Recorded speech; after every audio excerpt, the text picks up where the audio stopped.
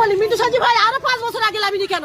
চোর সরকার আজকে যখন টিএনসিতে ছিল তখন কেউ বলেনি যে সম্মান পাইনি, যখন এখন আইএসএফ এর এখন যে সম্মান পাচ্ছে এই গ্রামগঞ্জে এখন বলতেছে যখন মিন্টু সাজি ভাই টিএনসি ছিল তখন বলেনি যে সঞ্চালকের টাকা খেয়েছে। এখন কিন্তু টিএনসি থেকে আইএসএফ যেই চলে গেছে এখন বলতেছে যে মিন্টু সাজি বাথরুম চুরি করার টাকা। ওই তুমি তো কত সাধু, তোমরাও বের করো না। তোমরা ঘরের টাকা খাচ্ছ, কাঠমাটি খাচ্ছ, তিরপল খাচ্ছ, তিরপলের টাকা খেয়ে এলেছো, আরো কি আছে যত টাকা তোমরা খেয়েছো। এখন মিন্টু সাজি আইএসএফ এস বলে তাই সৎ পথে এস বলে তার বিরোধী করতেছো। বলার পর ঝুরঝুর করে চালান পরের বিচার করে। চোর সরকার নিপাত হোক, এ সরকার লাগবে না, এ ভালোই করেছে। আমখানের টাকা আমার ঘরে ফটো তুলে অন্য জনের টাকা তুলে খেয়ে নিস। মিন্টু সাজি ভাইকে ভোট দেবো, খাম চিহ্নে ভোট দেবো। দক্ষিণ ভান্ডার ঠান্ডা আমার সব লাগবে না, অনেকে তো হুমকি দিয়ে যাচ্ছে আমার। আমি গেছি মাঠে কাজ করছি, সকালবেলা বাড়ি 10টার সময় গেছি আমি হাসপাতালে, সেখানে আমার বাড়ি এসে হুমকি দিয়ে গেছে।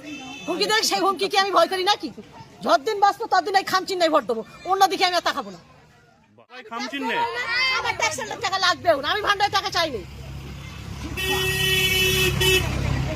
সম্পত্তি বেঁচে এলে মমতা দেখ, তখন বলবো না মমতার বুকিং পাঠা আছে। আমাদের টাকা আমাদের বড় বড় চৈবের মার বড় গলা। আবার গ্রামগঞ্জে 2-4টে চুলাপুটি আছে, ছোট কটা নেতা, তারাই আবার ভয় দেখায়। তার পাততলাতে মাটি সরে যাচ্ছে, তাই তারা এরকম করতে। তাছাড়া অন্য কোনো মানুষ করবে না। বলে বুক ফুটে যাচ্ছে, কিন্তু কোনো মানুষ বলতে পারে না চোর চোর।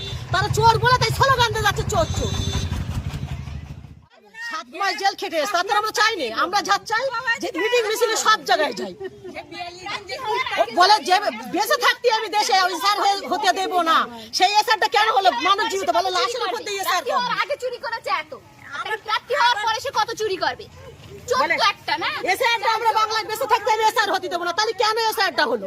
আর উনি শহীদের নিশ্চিত গদিতে বসে আছে, উনি লগর দেখতেছে, উনি ভোটলে সিংহাসনে বসে রয়েছে। আর এখন জনগণের লাথি মেরে ফেল দিচ্ছে, সেটা মমতা লাগবে না। আমরা চাই না দিদি।